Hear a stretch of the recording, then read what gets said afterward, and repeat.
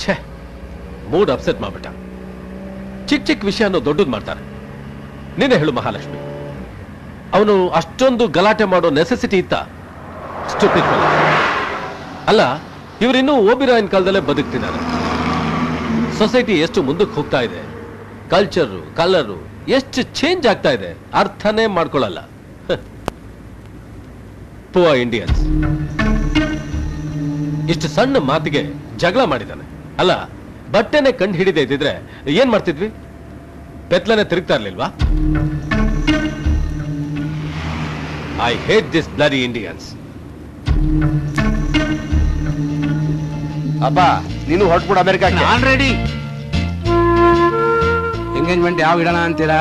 ನಮ್ಮ ಮಹಾಲಕ್ಷ್ಮಿ ಜಾತಕ, ಪ್ರಕಾಶ್ ಜಾತಕ ನೋಡಿ ಯಾವ ಮುಹೂರ್ತ ಚೆನ್ನಾಗಿದೆಯೋ ಆ ದಿನ ಫಿಕ್ಸ್ ಮಾಡಿ. ಏನಂತೀರಾ ಬೀಗ್ರೆ? ನನಗಿದ್ರಲ್ಲೆಲ್ಲ ನಂಬಿಕೆ ಇಲ್ಲ. ನೀವು ಡೈರೆಕ್ಟ್ ಆಗಿ ಮದುವೆ ಮಾಡಿದ್ರು ನಮ್ಮ ಅಭ್ಯಂತರ ಏನೂ ಇಲ್ಲ.